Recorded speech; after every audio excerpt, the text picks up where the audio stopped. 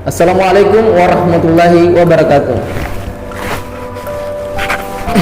Puji syukur atas kehadirat Allah Subhanahu wa taala dan salawat kepada baginda Nabi Muhammad sallallahu alaihi wasallam. Sebelumnya perkenalkan, nama saya Mardi. Saya merupakan salah satu mahasiswa dari kampus TIM Lasaranjaya Makassar. Berdirinya saya di sini, saya ingin sedikit menjelaskan tentang pengertian manajemen kinerja dan kompensasi. Jadi pengertian manajemen kinerja merupakan suatu proses manajemen dirancang bagaimana menghubungkan suatu organisasi dengan tujuan individu sedemikian rupa sehingga baik tujuan individu maupun organisasi atau perusahaan dapat bertemu. Kemudian komponen sistem manajemen koperasi, yaitu komponen sistem manajemen kinerja.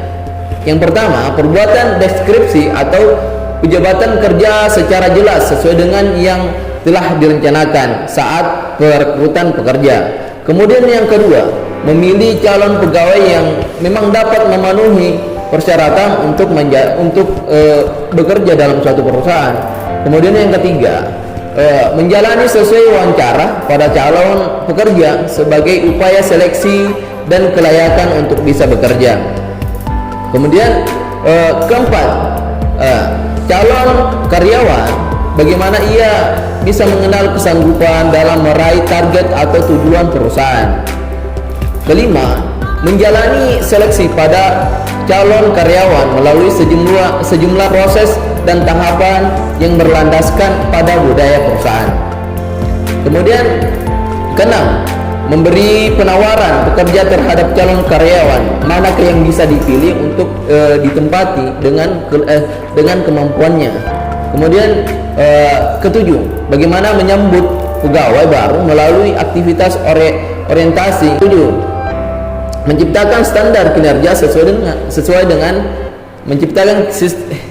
menciptakan standar kinerja sesuai dengan ukuran pada karyawan terpilih. Kita beralih terhadap tujuan manajemen kinerja. Kenapa? Apa tujuan daripada manajemen kinerja itu? Jadi pertama, yaitu mengatur kinerja organisasi dengan lebih terstruktur dan terorganisir. Kemudian yang kedua, mengetahui seberapa efektif dan efisien suatu kinerja organisasi. Poin ketiga, membantu penentuan keputusan organisasi yang berkaitan mengapa kinerja organisasi. Kemudian kinerja tiap bagian dalam organisasi dan kinerja individual. Poin keempat, bagaimana seseorang meningkatkan kemampuan orientasi secara keseluruhan dengan perbaikan yang berkesinambungan. Poin kelima, mendorong karyawan agar bekerja sesuai dengan prosedur dan semangat dan produktif sehingga hasil kerja optimal. Pengertian daripada kompensasi. Kompensasi merupakan balas jasa yang diberikan organisasi atau perusahaan kepada karyawan, entah itu secara fisik, entah itu secara fisik maupun non fisik, pada periode tetap. Sistem kompensasi yang baik akan mampu memberikan kepuasan bagi karyawan dan memungkinkan perusahaan memperkerjakan dan mempertahankan karyawan.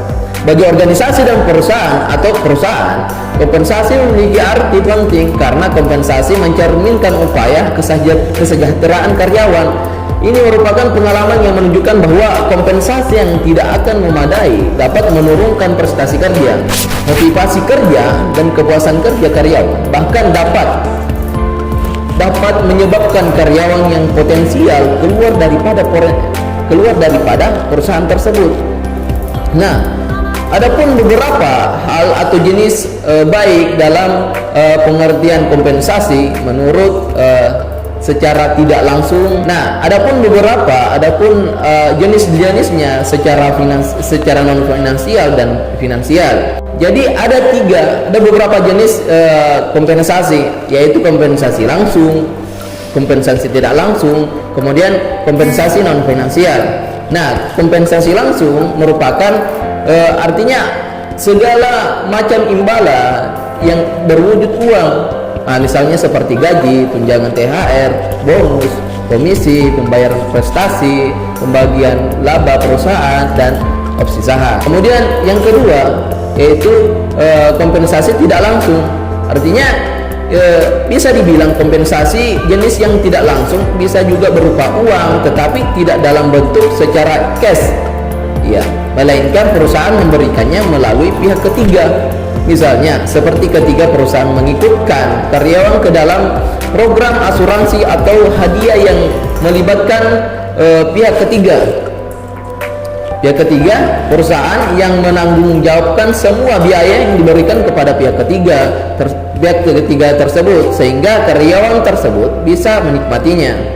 Kemudian yang ketiga, pengertian kompensasi secara non finansial. Nah, artinya non finansial diberikan kepada karyawan yang tidak dalam bentuk uang, melainkan dalam bentuk positif yang bisa bermanfaat untuk karyawan. Jadi jenis kompensasi yaitu kompensasi keuangan. Kompensasi ini bisa lebih berupa hal-hal yang bersifat material seperti kenaikan gaji, bonus berdasarkan laba yang diperoleh atau opsi saham. Nah, kompensasi non keuangan seperti nama kompensasi ini bersifat non material seperti naik pangkat, jabatan, ruang lebih nyaman dan mewah, dan jenis fasilitas yang lain yang bersifat non material. Nah, pertanyaan kedua adalah apa langkah secara profesional saya yang secara relevan dengan teori.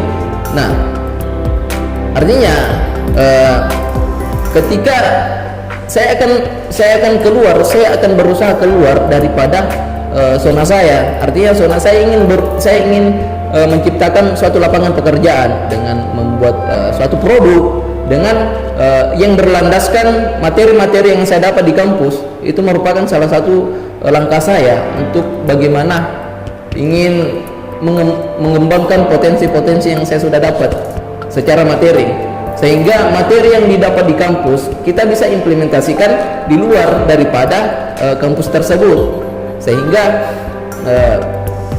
materi yang secara tidak langsung diberikan, yang secara langsung diberikan itu langsung diperhatikan oleh mahasiswa itu sendiri. Ya, mungkin itu yang bisa saya sampaikan pada materi kali ini. Cukup sekian, terima kasih. Wassalamualaikum warahmatullahi wabarakatuh.